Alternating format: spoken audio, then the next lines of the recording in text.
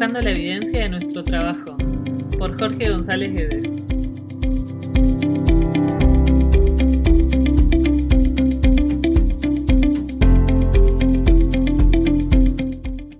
Hola, nuestro primer invitado es Jair Lee.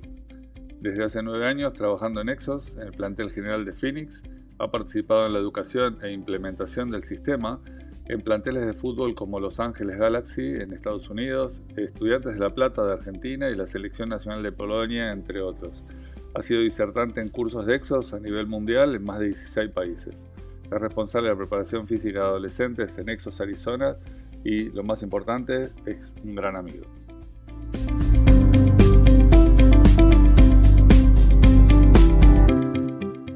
Bueno, hola Jair, ¿cómo andamos? Bueno, muy bien, Jorge, qué gusto escucharte, gusto Gracias. verte. Gracias, la verdad que te agradezco mucho. Empezamos con un poco una iniciativa que es este podcast, que lo que tiene como idea es poder acercar al público latino en nuestro idioma, en español, un poco de todo lo que va saliendo de actualidad. Y creo que la mejor manera de hacerlo era con gente amiga y con la que siempre estamos preocupados por este tipo de cosas, de poder llegar a todo este público con tantas ganas de conocimiento y que por ahí no tiene la posibilidad de leerlo o estudiarlo en otro idioma que no sea el inglés, que es en donde Claro. la mayoría se publica. Así Claro. que se me ocurrió que en este mundo basado en evidencia y que todos tratan de acercarse, yo creo que la mejor evidencia es la práctica. Entonces, lo mejor también de la evidencia del mundo científico es acercar a la gente que está en esta dinámica práctica de todos los días con equipos y con gente.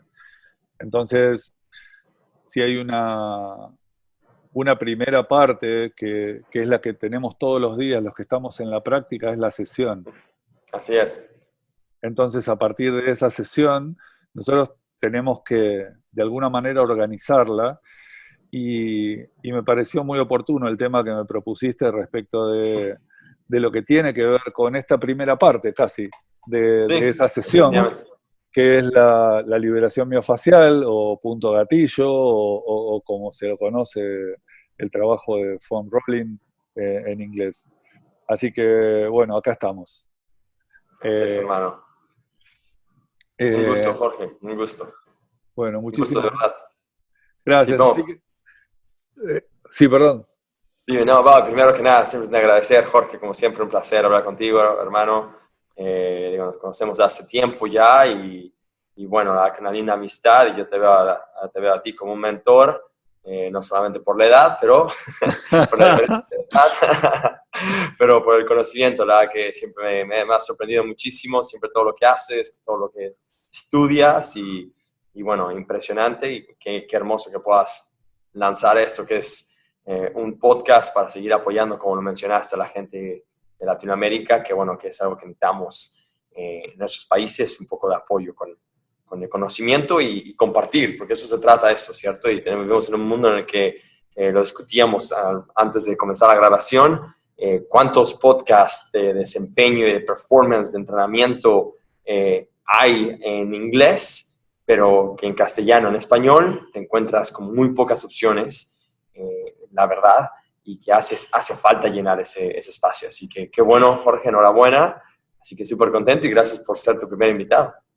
Pero por supuesto, es algo que lo hablamos muchas veces y bueno, la mejor excusa era decir cómo entrar a todo lo del rendimiento con una guía coherente. Y a mí se me ocurría que por ahí, ante este modo de estudiar medio raro que tengo yo, que es poder traducirlo al español para que más gente lo tenga a la mano, poder leerlo con criterio, y en esta oportunidad y en esta excusa poder discutirlo o conversarlo o cruzarlo con gente que yo confío. Entonces, buenísimo. Un poco nos vamos a basar para la charla de hoy en un documento que traduje, muy interesante, de Owen Walker, de Science for Sports, que es la base sobre 21 artículos. Él hizo como una recopilación Y Así esto es. nos sirve de excusa como para ver varios puntos. Entonces, Claro. es un tema muy interesante y muy discutido hoy, desde la fisioterapia y desde el entrenamiento. Y Sí. yo sé que, o al menos lo aprendí en Exos, que esto es algo de todos los días, algo que el deportista tiene que entender más que nada. Ujú. Así es. Sí, definitivamente, Jorge. Yo creo que digo, la introducción del foam roller realmente tiene, wow, más de 15 años, creo aproximadamente ya. Sí, Obviamente el implemento como tal, ¿cierto? claro. Porque las técnicas de liberación miofascial obviamente vienen de la antigüedad de China, Sí, sí, de China y de la India y de Egipto, donde se hacían trabajos manuales, de terapia manual, de masaje manual, que en sí esas son las formas originales de liberación miofascial.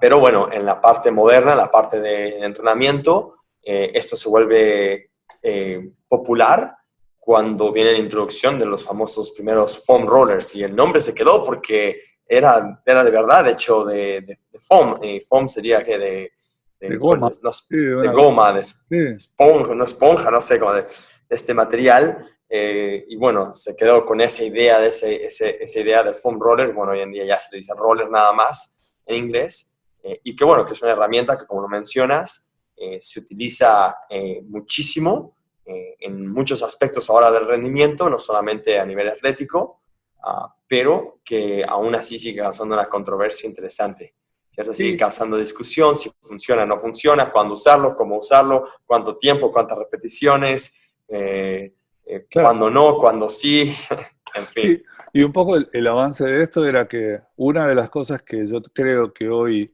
en el entrenamiento existe como cambio de paradigma real es el manejo de las tensiones. Y obviamente después podemos hablar de un montón de cosas, pero el manejo de la tensión y empezar a ver a la tensión como algo bueno, entre comillas, no Sí, necesariamente malo, pero el no, tema es poder regular hasta dónde y hasta cuándo esa tensión.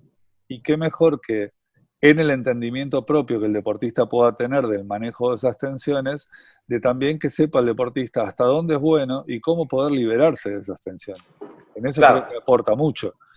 también, por supuesto, por Eh, supuesto. Así que, en esencia, esta terapia de automasaje, de liberación Ujú. miofacial, obviamente nos remite a dos cosas. Una que tiene que ver con el músculo y otra con lo que sería la matriz miofacial. Eso para explicarle un poco a la gente estaría bueno poder que charlemos un cachito, un momento de eso Claro. Y, puntualmente. la- y yo creo que también añadir un poco la parte neurológica, ¿no? Claro, Que no podemos separarlo, ¿no? Esas dos claro, cosas. Entonces sería la parte muscular, la parte, más bien yo le diría parte de tejidos, ¿no? Que es muscular y fascias, sí, y tejidos conectivos, que si hablamos de Andreo Espino te diría, no es todo. Tejido es claro, tejido, músculo, músculo, fascia, tendones, tejido. Y la otra parte es la parte neurológica o neuromuscular, si podríamos decirlo así. claro. Pero definitivamente. Bueno, yo que no sé si quisiéramos comenzar con, obviamente, primero lo definimos ya ahorita, ¿no? La parte de foam roller, ¿de dónde viene? Viene de la idea de hacer un tipo de masaje, pero en lugar de hacerlo con las manos, como originalmente a lo mejor se hacía, para mí siempre la imagen que me viene a la mente de una de las formas tradicionales, además del masaje, obviamente manual, Jorge, siempre pienso a un boxeador. En un boxeador, antes de empezar los rounds, cuando está en su esquina, su coach siempre le están dando masaje, le están dando golpeteos en los hombros, ¿cierto? Sí, muy Están bueno. dando masaje en los hombros, están apretando y soltando, ¿cierto? Le dan Claro. golpes en los hombros. Para mí esa es una imagen que tengo muy grabada desde mucho tiempo de cómo vienen esas ideas, cómo se originan esas ideas de el masaje, la perturbación de los tejidos para poder generar un beneficio, ¿no? ¿Y cuál es ese beneficio? Obviamente es a lo que queremos llegar ahorita en la charla, pero Claro. digo que de ahí viene, ¿no? Y de ahí cambia, ¿no? A cómo empiezan a generarse con implementos, ¿no? Pasa de hacerlo con la mano y sale lo del foam roller, ¿no? Que se inventan esos foam rollers y al mismo tiempo los famosos Stick, sticks, los palitos de sí, masaje, que también tienen bastante tiempo y que si tú te pones a ver de dónde viene esto, y bueno, cuando tuve la oportunidad de ir a China, y vas a los mercados en China y tienen la parte de salud y todo, te das cuenta que tienen todas esas muchas herramientas para hacer tipo de trabajo de liberación miofacial, que bueno, viene eso de la antigüedad, Claro. de la medicina del Oriente. Así que interesante de dónde vienen esos conceptos en general. Y bueno, hablemos entonces, ¿no? Como dices, de dónde, cuáles son los beneficios, ¿no? A nivel de tejido conectivo y a nivel neuromuscular. Claro, en general, a ver, ¿esto por qué lo ponemos en juego? Porque indudablemente estas tensiones, siempre nosotros hablamos, cuando hablamos del rendimiento, hablamos de un momento en el rendimiento. Uno imagina, como vos decías, para hacer una analogía con lo que vos decías de ese momento de ese boxeador, en el final de una maratón, en el final de una carrera de natación, ahora que estoy con los nadadores, ese momentum, como llaman los americanos, ese momento de plenitud, es un momento de muchísima atención enfocada en el logro de ese rendimiento. Uh-huh. Entonces, ¿por qué lo relaciono con esto? Porque en general, en la etapa en donde nosotros estamos en esos momentos, todas las tensiones que deben estar enfocadas en el rendimiento, si yo tuviera una tensión un poco mayor y que en general genera una tensión adicional, es factible que en ese momento nosotros tengamos presente esa molestia o esa tensión que pudimos haber liberado en una etapa previa. Si por ahí el entrenador ese de boxeo no le hubiera hecho ese masaje o esa liberación a la cual está habituado, es factible que hubiera habido alguna problemática en cuanto a o a la liberación de esa tensión o a ese encauzar la tensión. Por eso yo creo que en principio, el proceso de liberación miofacial, como lo dice la palabra, es súper importante en esa primera etapa. Sí, sí, definitivamente. Y sabes, con eso hablando, por ejemplo, de la atención, para mí se me vienen a la mente las ideas de Thomas Myers.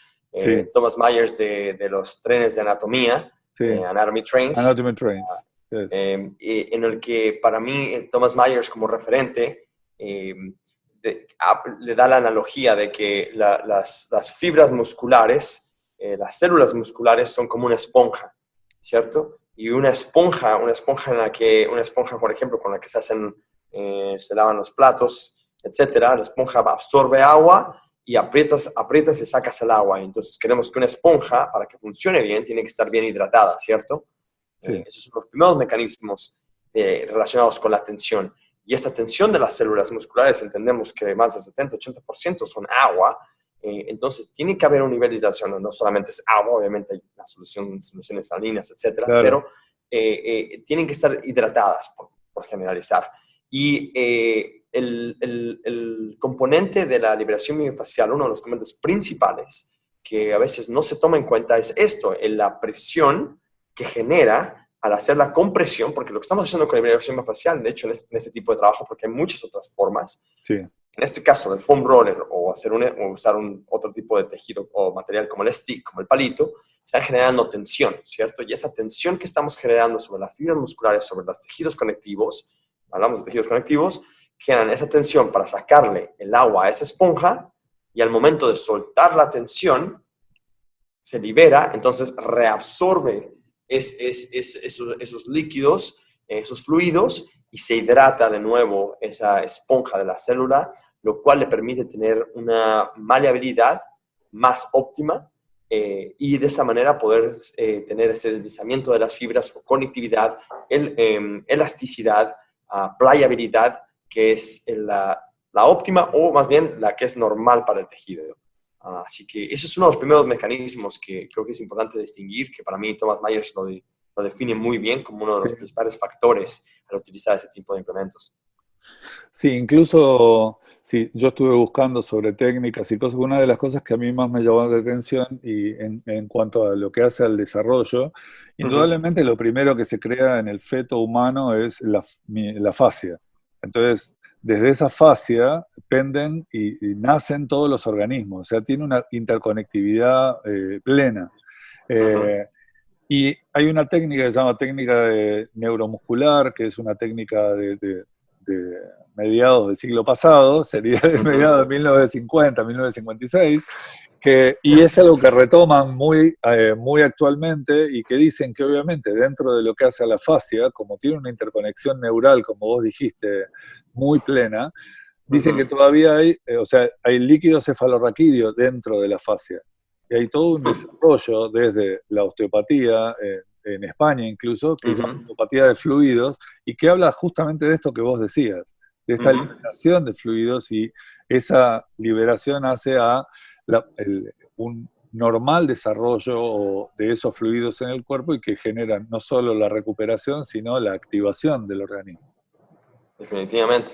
Y de ahí viene esa relación, como lo estábamos discutiendo, la relación que tiene con la tensión que se genera, porque no es solamente, o sea, podemos tratar de separar los sistemas, pero al final de cuentas son sistemas que trabajan juntos, ¿cierto? Claro. Porque incluso, ¿no? Preparándonos para esta charla, ¿no? Leyendo, te das cuenta que aún todavía sigue la discusión de que realmente, ¿qué es fascia? Realmente claro. No hay realmente una definición de realmente qué es fascia, ¿no? ¿Dónde empieza, dónde termina, dónde se distingue la fascia? Si es fascia, es músculo fascia o es tejido conectivo. Entonces, prácticamente nos dicen, ¿sabes? Es tejido conectivo, fascia es todo, pero independientemente de ello, sabemos que es indispensable y que existe a través de todo el cuerpo y que es parte de la importancia del tejido conectivo, en este caso en relación de movimiento, para ayudarnos a la función, ya sea para unir, para mantener pegados o para incluso ayudar a generar tensión y movimientos dentro de los músculos y en las fibras. Pero, y en relación con esto, viene entonces la parte también a nivel no solamente de hidratación del tejido, como lo dices, pero también en este caso podemos decir la parte neuromuscular. ¿Cómo va a afectar no solamente la hidratación de los tejidos conectivos, pero ahora a nivel de los mecanorreceptores de presión y cuál es el resultado que tiene esto a nivel muscular y a nivel del sistema nervioso en cómo se conecta el uno con el otro? Así que podemos también hablar de eso, ¿no? Y cómo nos viene a afectar eso al movimiento. Sí, en esencia por ahí para aclararle a la gente, si el que no conoce, o sea, los mecanorreceptores tienen que ver con todos los receptores sensoriales que están en la fascia y que reaccionan básicamente a esas presiones que hay, ya sea mecánicas o distorsiones en la tensión de esa fascia, que en esencia es todo un club de amigos, Pacini, Meiser, Krause, Merkel, Ruffini, son todos músculos raros que hay dando vuelta, pero que cada uno, ya sea desde el tacto suave hasta la textura de lo que usamos, hasta el tacto profundo o la vibración, tienen una incidencia muy importante en esa liberación. Así es. Y esta presión que generamos al usar el implemento, al poner nuestro cuerpo sobre el implemento y generar esa presión, esa compresión de los músculos, por ejemplo, los tejidos conectivos, músculos, fascias, etcétera, podemos, por ejemplo, reducirlo a los mecanorreceptores, como por ejemplo uno de ellos sería el GTO, ¿cierto? El tendón de Golgi, el cual obviamente tiene relación entre tensión y elongación. Y una vez que esos receptores se inhiben, que es una de las causas, uno de los reflejos que tiene como resultados de esa presión del foam roller, ese resultado de inhibición o autoinhibición que se genera por presión, una vez que ese receptor se duerme o se anestesia, por decir así, causa que el músculo se relaje, causa que mande la señal aferente y que regrese y que diga, ok, el músculo se puede relajar o pierde un poco de esa tensión. De esa manera, regresarlo de cierta forma a esa posición que se habla, digo entre comillas, posición que se habla de relación tensión-elongación, que es ese punto óptimo donde el cruce de las fibras, de acuerdo a la teoría de Abbey-Hill, que hoy en día también se discute mucho, que bueno, es la posición óptima donde las fibras pueden hacer su mejor trabajo, por decir así. Así que en esa parte, ese efecto inhibitorio o inhibisorio, esas oportunidades que tiene el foam roller como para poder reducir ese tono músculo esquelético que a lo mejor no es deseado, ¿cierto? Porque hay un cierto tono que es necesario para el funcionamiento humano, punto. Pero hay un extra tono muscular que es innecesario y que nos puede limitar el rango de movimiento por esa tensión que está generando a nivel de la articulación, a nivel todo el tejido conectivo de ese segmento del cuerpo. Claro, y si lo tratamos es porque indudablemente esto causa a la corta o a la larga dolor. O sea, si yo tengo una repetición de acciones como es propia del deporte, ya sea cíclico o acíclico, llega un momento en que esa tensión, esa acumulación de tensión, si había una tensión previa con más razón, indudablemente en ese momento o ese momentum que yo he mencionado antes, esto va a molestar, esto va a doler, incluso se cree que puede inhibir ese movimiento. Con lo cual, ellos acá en este trabajo ponen como en 4 instancias los trabajos que ellos venían investigando. Uno, que lo que dicen que supuestamente mejora la flexibilidad. Después hablan sobre esta aparición tardía del DOMS, o sea, del dolor muscular. Una tercera, que es la mejora en la recuperación, y otra en la mejora del rendimiento a corto plazo. Claro. ¿Cómo lo ves respecto de ya lo que tiene que ver con estas suposiciones de cosas que pasan? Bueno, hay varias investigaciones que a lo mejor podemos poner en las notas del podcast, sí. Para que lo puedan ver. Hay varias investigaciones que obviamente soportan la idea del incremento de la flexibilidad, normalmente a corto plazo y a largo plazo, que es muy interesante porque primero la idea era que era a corto plazo, que obviamente por lo que acabamos de explicar, esta inhibición mecanorreceptora del tendón de Golgi, más la hidratación que genera a través de la compresión y descompresión, daba la oportunidad de que, obviamente, aumentara un poco la pliabilidad, la maleabilidad de los tejidos conectivos de esa área y, por un corto plazo, mientras esa inhibición seguía presente, el rango de movimiento de la articulación aumentaba. Curiosamente, ahora, eso era a corto plazo, los cuales se mostró en varios papers, se ha mostrado como positivo, como un efecto positivo, y que incluso tiene una relación con incluso la elongación estática. Claro. Pero donde viene interesante para mí el uso de estos implementos y donde empieza a cambiar un poco la mentalidad sobre esos implementos y el beneficio es a largo plazo. En donde comparan, por ejemplo, en uno de los papers de investigación, se compara a corto, mediano y largo plazo. Y se ve que el utilizar los rollers, como lo menciona en este paper también, utilizar el roller de manera continua o de manera habitual, genera iguales resultados o mejores que la elongación estática en cuestiones de flexibilidad y rango de movimiento. Y que se mantiene en esto a largo plazo. Y que tiene un aumento positivo. Así que eso me parece súper interesante. Sí, es para abordar. Lo que pasa es que esto tendría, o sea, indudablemente, esto implica dentro de lo que hace, yo pensándolo en situación de entrenamiento, claro. Un entrenamiento también de esta estructura. Me refiero a esto con que nosotros podemos utilizarlo, indudablemente, y ya lo vamos a hablar, en la previa al entrenamiento. Claro. En la tarea complementaria del entrenamiento que debería realizar cada deportista, esta es una de las posibilidades de mejorar si lo necesitara sus rangos de flexibilidad, mejorar si lo necesitara su ROM y así sucesivamente. Entonces, incluso yo creo que lo que allana es esto de la aparición tardía del DOMS o del dolor muscular, también está bueno como forma de tratamiento y es algo que realmente también hay otros papers que mencionan esto, que disminuye esa aparición del DOMS más adelante. No sé si viste algo respecto de esto.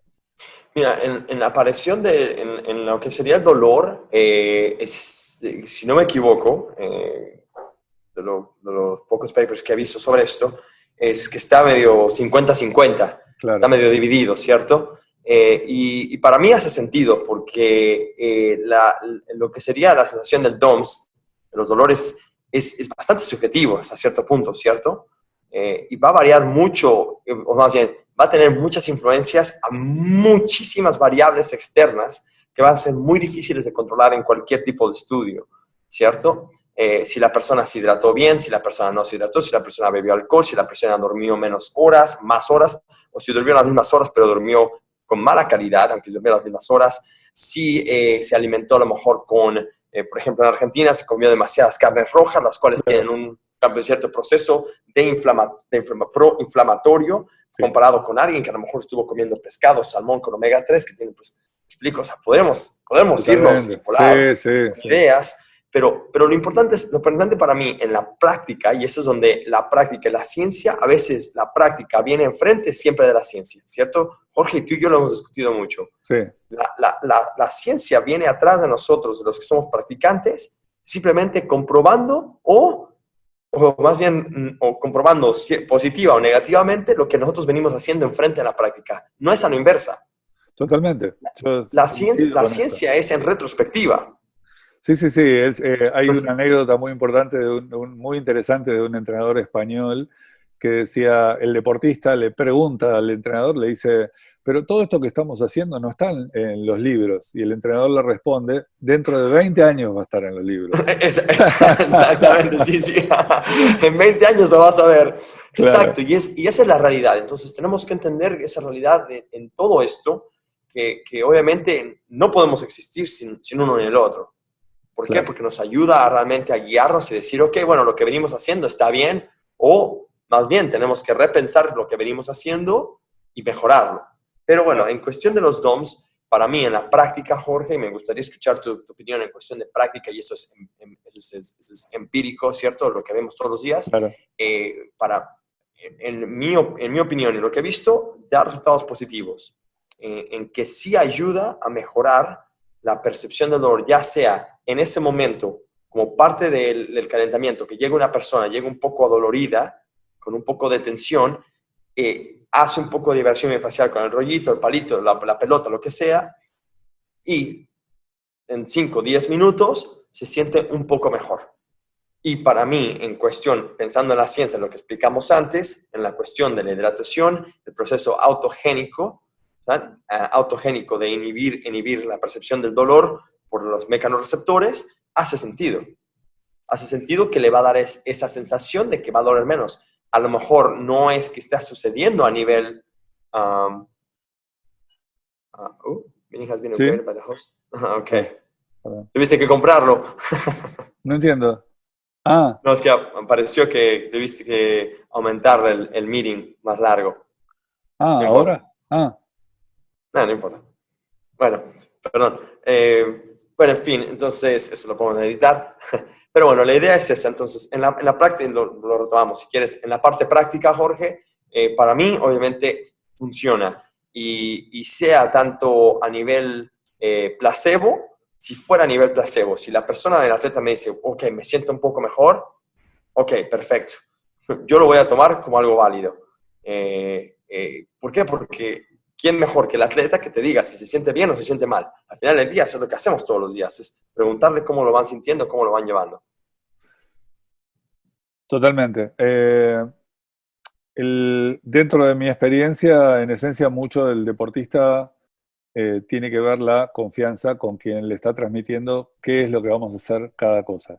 Y con esto Claro. pongo todavía más dudas sobre la estructura, pero indudablemente el poder explicar el por qué utilizamos este tipo de herramientas y el que el deportista pueda tener esa sensibilidad que tiene muy a flor de piel y que pueda tener esa experiencia, si realmente mejora la sensación de liberación previa que esto genera, el deportista después se siente mejor. Indudablemente Claro. allana todo esto que vos estás diciendo. Lo que sí entra en discusión también es si esto va o no a mejorar el rendimiento, que es la otra pata de esta cuestión. Sí, sí. Entonces, que también es discutible y que indudablemente tiene que ver con lo anterior que acabamos de hablar. Si yo me siento mejor, rindo mejor. Y si yo realizo una etapa que tiene una determinada coherencia, me voy a sentir mejor y voy a estar mejor en mi situación de entrenamiento. Sí, sí. Sí, me gustaría escuchar tu opinión sobre eso. ¿Qué es lo que te parece a vos al respecto de esto? Porque para mí el pensar que una sola herramienta que se utiliza en una parte muy específica de toda la sesión de entrenamiento va a tener como resultado aumento al desempeño, siendo que no es lo único que se hace. Entonces ahí es donde entramos al tema primero de, bueno, ¿cuándo se usa? Claro. Por lo general, como lo mencionaste, se utiliza en la parte del calentamiento y en la primera parte del calentamiento. ¿cierto? Muchas veces es lo primero que se hace antes de hacer nada.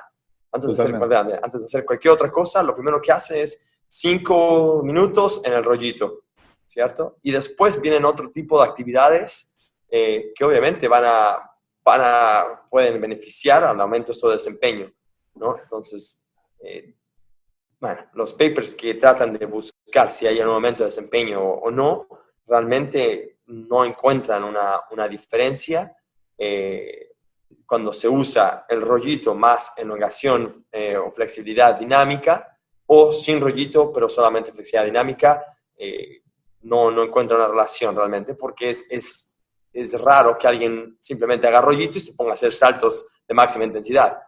Totalmente. Entonces, sí. Yo soy buen alumno y como aprendí en Exos y como aprendí de muchos de ustedes y de mi experiencia, que es lo que al fin y al cabo el contexto es el rey, es de mi experiencia de contexto con cada grupo, indudablemente la liberación miofascial empieza antes, lo que sí yo le pongo un límite de tiempo, entonces eso obliga, en cierta manera, desde mi visión, a que el deportista vaya directamente, como ya en mi situación sabe qué va a hacer, conoce la planificación y sabe hacia dónde vamos, entonces lo obliga en la situación del uso de la liberación miofascial a hacer algo específico. Entonces, chicos, vamos a hacer hoy toca sentadilla. Entonces, ellos saben qué zonas liberar de una manera más focal. O hoy vamos a hacer pasadas. Entonces, también, para cada uno, eso claro, orienta hacia qué situación de liberación vamos a utilizar. De hecho, yo le incorporo a toda la sistemática que nosotros aprendimos. Al final, cuando uno va a dar la instrucción de lo que vamos a hacer, terminamos toda la preparación de movimiento y todos los movimientos preparatorios, entonces yo le digo una etapa de ajuste. Entonces le digo, en el momento que yo le estoy hablando a los chicos, no necesito que estén parados mirándome, le digo, chicos, ajustes. Y en esos ajustes, muchos van a los estiramientos dinámicos, otros van a algunas activaciones, pero muchos vuelven a la liberación miofascial. Como que sienten que les falta un cachito más en el glúteo, le falta un cachito más en el cuádriceps. No sé si lo usás de manera similar. Sí, definitivamente hay sesiones de entrenamiento en las que se utiliza intrasesión, Claro. ¿cierto? Como pausa activa es, ok, ve, libera un poco antes de volver a la acción. Obviamente es mínimo, pero es porque realmente sabemos, para dar un ejemplo claro, los chicos de fútbol americano, cuando estamos haciendo pasadas de alta velocidad, tienden a ser cortas, ya sean 10 yardas, 10 metros, 20 metros, o pasadas voladas, salidas voladas, o como dicen, salidas... Sí, lanzadas. Salidas lanzadas, gracias, en la que entonces sales 20 metros y después máxima velocidad por otros 20 metros y ya sueltas. Entonces, ese tipo de desplazamientos tienden a generar a veces mucha tensión, ¿cierto? Tienden a generar ese tipo de tensión muscular, de tejidos, simplemente por la intensidad de los movimientos. Entonces, a veces ayuda a los que les funciona, como les dijiste, si les gusta, si sienten que les beneficia, hey, siéntense en la pausa, tienes 5, 7, 8 minutos entre una y otra, te das un poco de liberación, sueltas un poco, vuelves como a calentar un poco, vuelves a hacer la acción. Okay. Sí. Muy bueno, es claro, nosotros hacemos muy, muy parecido. Sí, definitivamente. Yo creo que ahí sería, Jorge, que sea buena idea entonces de pensar, de platicarlo, de cuáles son las cosas más prácticas o cómo se utiliza. ¿No? Creo que no lo hemos mencionado. Sí, yo en general yo me quedé muchas de las cosas que mismo fui aprendiendo y que tienen que ver con esto. Obviamente empieza desde una acción, todas las acciones no pueden ser violentas, entonces lógicamente en la liberación miofascial va a ir de mayor superficie a menor superficie, entonces vamos a ir del rolo al stick, que irían primero, y a una pelotita al final, que en general ocupa menos superficie, y también de algo más blando a algo más duro, porque las etapas de liberación tienen que ser en función de lo que vamos a hacer después o en el momento que estemos. Sí, estoy de acuerdo, definitivamente es una forma de hacerlo que, bueno, Digo, no creo que haya realmente una regla de cómo se puede hacer Claro. esto. No existe y ya, bueno, hay debate siempre de que cuándo se hace que es mejor, ¿no? Pero obviamente creo que todo el mundo sabe hoy en día que eso es lo que hace parte del calentamiento, lo primero que se hace. Y sí, la idea es, no, si es algo general, algo que proponemos nosotros, a lo mejor, por ejemplo, en Exos, ya sea es general, como tirar una granada, es pasadas de 20 segundos en las diferentes áreas. Entonces, pantorrillas, 20 segundos cada una, cuádriceps, 20 segundos, gemelos, etcétera. Es muy global. O la otra es como lo mencionaste, que es hacerlo un poco más específico. Entonces, en base a los patrones de movimiento, como lo mencionaste, si sé que voy a hacer pasadas o que sé que isquiotibiales, flexores de cadera, pectorales para el movimiento de los hombros, etcétera, columna, dorsal para poder tener una buena extensión, van a ser puntos de énfasis que a lo mejor quiero recalcar más o que solamente me voy a enfocar en ese día y otro día voy a hacer otras cosas. Claro. Así que eso es importante tener un poco como del sistema de cómo hacerlo y bueno, no todos los días tiene que ser granada, puede ser No, un poco claro. más francotirador. Y en esto mismo que vos mencionabas, la idea sería hacerlo distal proximal, o sea, desde lo más lejano a lo más cercano al centro del cuerpo. ¿Así lo plantean? ¿O no hay Mira, un orden? necesariamente, al menos, menos en la parte de investigación, realmente no he leído realmente si hay alguna influencia entre si empiezas con una área a la otra. Yo creo que en la parte más bien práctica, aplicable, dos cosas. Uno, yo creo que de ir de distal a proximal, para mí es más eficiente pensando en la parte esta de bombeo de los tejidos y de las cadenas cinéticas. Okay. Por este caso, si yo pensara en un orden, yo comenzaría de los pies, que va a ser el lugar de impacto, el primer lugar de impacto, y voy subiendo por la cadena hasta llegar a las caderas, llegar a los hombros, llegar a la cabeza. Sí. Entonces sería de abajo para arriba, o podría ser de arriba para abajo, empezar del Claro. cuello, ir hacia abajo. Pero realmente, una vez más, en la práctica uno no tiene a veces tiempo para poder hacerlo todo. Claro. Entonces a veces vas a tener que escoger 2 puntos de énfasis y chao. Sí, totalmente. Sí. Muchas veces se utiliza el mismo rolo como una palanca, porque a veces, me refiero, si yo me acuesto sobre el rolo y no me deslizo, sino que hago movilidad de la cadena, del tronco, estoy trabajando la movilidad, no estoy usando el rolo como liberación miofascial. Entonces, exacto. Al menos no directamente. Claro, Indirectamente, no directamente. Sí, pero no directamente. Sí, exactamente. efectivamente. Y fíjate que eso es algo que es muy interesante mencionarlo, yo creo, en parte de los papers y en parte de los diferentes conceptos, como lo mencionaría Thomas Myers, como lo mencionaría Sue Falsoni, como lo mencionaría Kelly Starrett, como lo diría Greg Cook y Tim Burton de FMS, en el que ahora no solamente estamos buscando la presión de los músculos o la compresión a través de los tejidos con el implemento, pero ahora la plática va más allá y es sobre la fricción. Claro. La fricción y el desplazamiento transversal que se puede generar al movilizar los tejidos. Entonces, una cosa es ir a lo largo del tejido, en este caso si estamos pensando en el cuádriceps o en los cuádriceps, obviamente de la cadera hacia la rodilla, arriba hacia abajo, que es muy común que la persona vaya hacia arriba hacia abajo. Ahora lo que se promueve más es buscar un poco de fricción y translación de los tejidos. Entonces, si pensamos como si fueran capas de una lasaña, los tejidos, queremos que esas capas de lasaña se muevan, no solamente se aplasten y se comprimen, sino se deslicen encima de la otra. Sí, y eso genera mucho mejor resultado en la hidratación, en la conductividad de los tejidos en la cuestión neurológica, e incluso del aumento de temperatura y de fluidos. Sí, pues tenemos que pensar que la matriz miofacial tiene una tridimensión, no es unidimensional. Entonces, claro, a partir de esa tridimensión, incluso cuando hablábamos de los mecanorreceptores, hay mecanorreceptores que son superficiales, hay otros que son mucho más profundos, y ahí se mezcla también esto más novedoso que tiene que ver con esta liberación que pueden producir estos nuevos aparatos que vibran o que golpean, como las pistolas o los mismos rolos que vibran.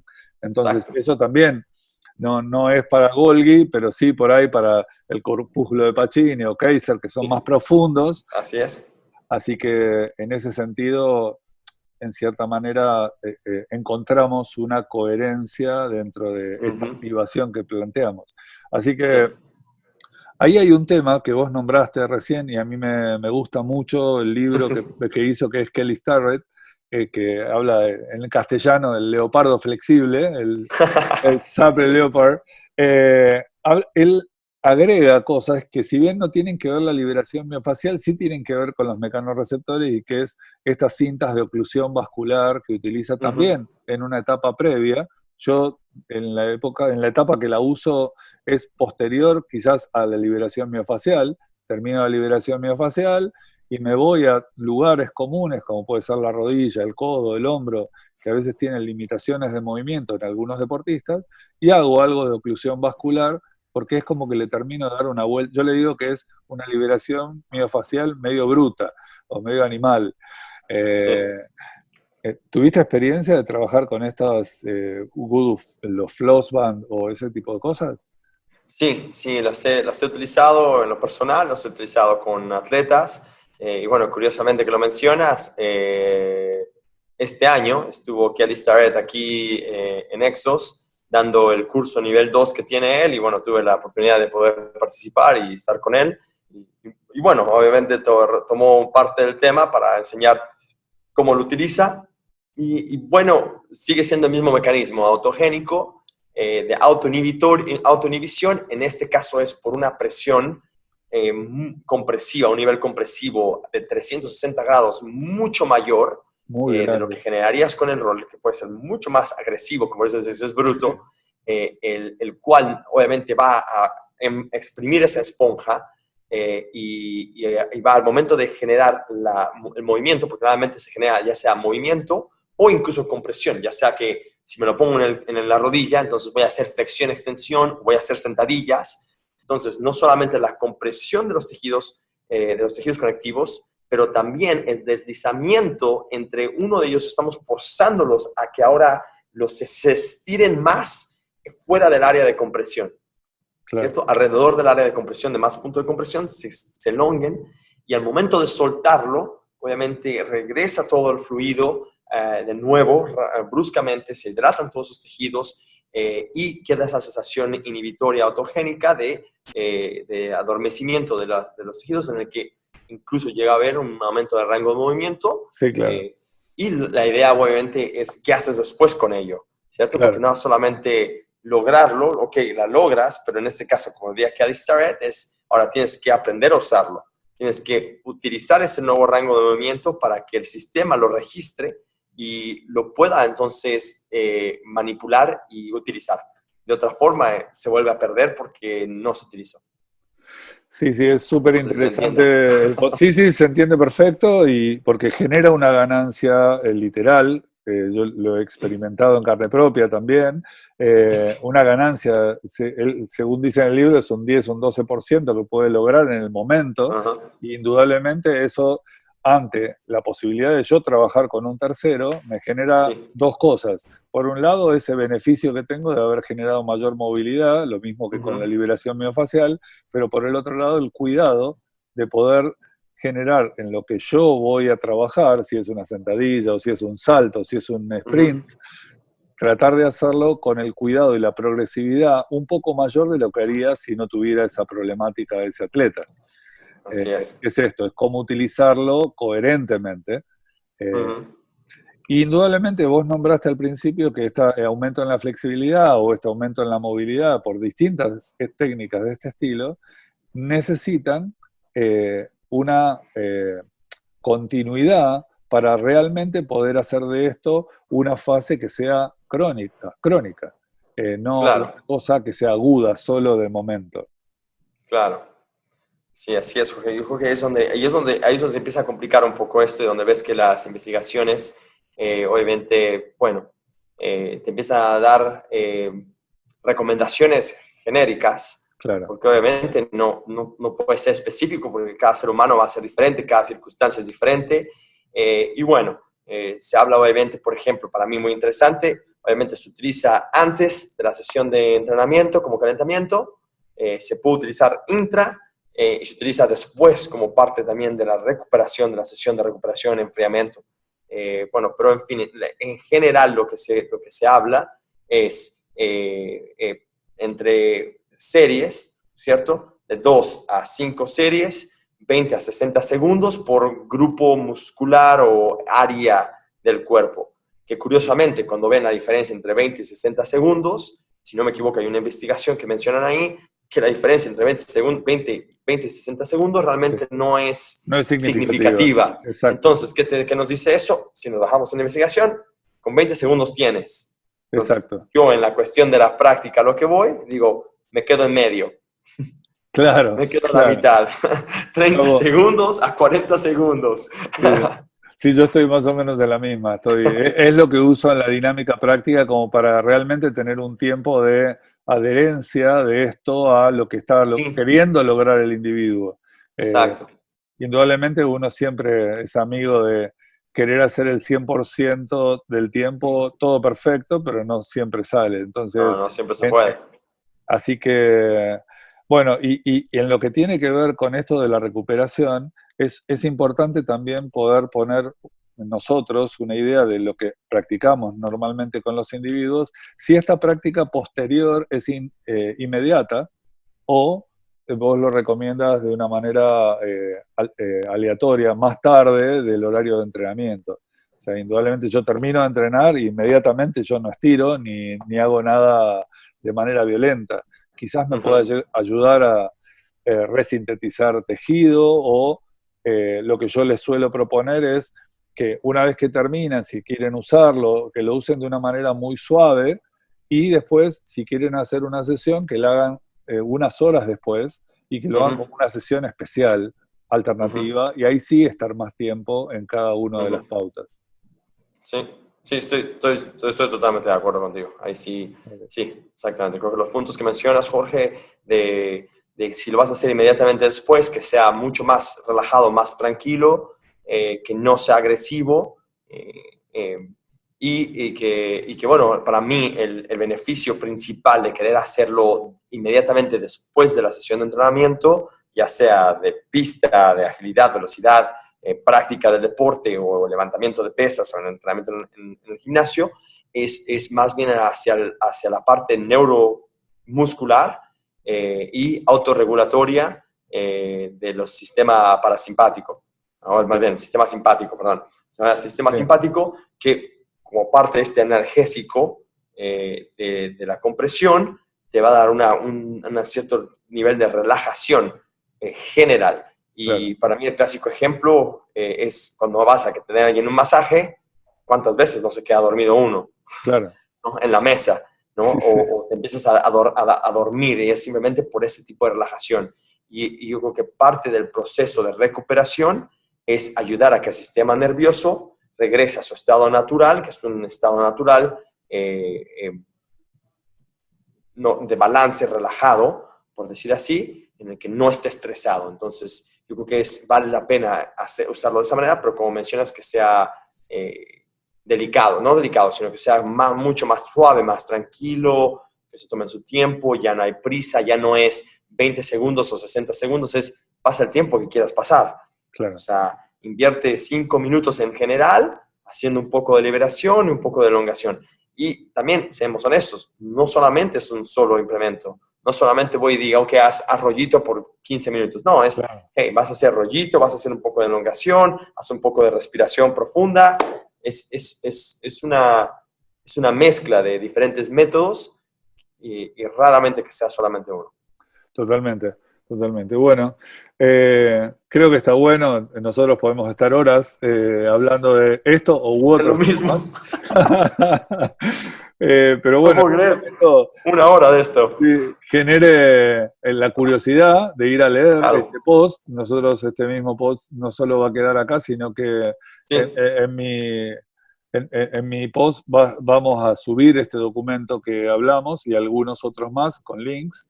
Y bueno, te agradezco de corazón haber estado en esto y espero que podamos tener este y muchos más y que podamos Seguro. aportar un granito de arena a lo que hace al sentirse bien haciendo deporte, como queremos que haga todo el mundo, no solo el alto rendimiento, sino también Claro. Doña Elisa o Doña Rosa, como le dicen aquí.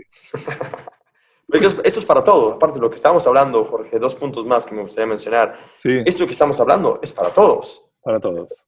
En ningún momento dijimos esto es solamente para atletas de alto rendimiento, No, para claro. profesionales. No, definitivamente lo puede usar todo el mundo, desde Doña Rosa hasta Sebastián Verón. Claro. Bueno, en sus tiempos ya no, pero todavía, claro que No, puede. ahora todavía también. Ahora más. Claro. Ahora más. De hecho, Exactamente, ahora más. haciendo un cierre, gran Bien. parte de la problemática, tomando el alto rendimiento, el Sí. otro día charlaba, y por algo que me cayó la ficha, como decimos aquí, que hablaba con mis atletas que algunos tenían algunas molestias, a los que todavía pueden entrenar en su casa con esta problemática del COVID. Y las molestias, yo digo, a ver, todos no están tomando el colectivo, no están saliendo a caminar hasta su trabajo, Ajá. hasta su escuela, hacia el médico, a la peluquería.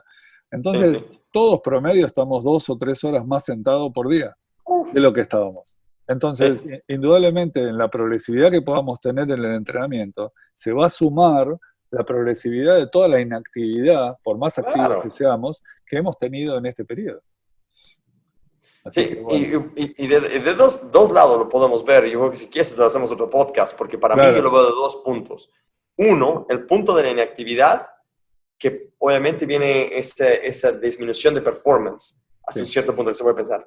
Por el otro lado, yo lo veo como este punto de inactividad, como una posibilidad de recuperación que no había tenido antes el cuerpo, en el caso de una persona que estaba sumamente activa, ¿cierto? En el que ahora le removió todo el estrés al cuerpo, ahora tuvo una posibilidad de a lo mejor de un espacio de recuperación de semanas que antes nunca había tenido, o que no había tenido en años, y que ahora ese espacio de actividad, con un poco de reactivación, por decir así, lo va a llevar, a mejores ganancias. Entonces yo lo veo como 2 puntos positivos, o más bien 2 puntos diferentes. claro. Va a Pero tener bueno. que ver mucho la estructura que se ponga uno en la cabeza de entrenamiento y la Totalmente. progresividad que vamos a tener que darle. Así que, Sin duda. bueno, haremos muchísimos más de estos. Sí, no, mucho más.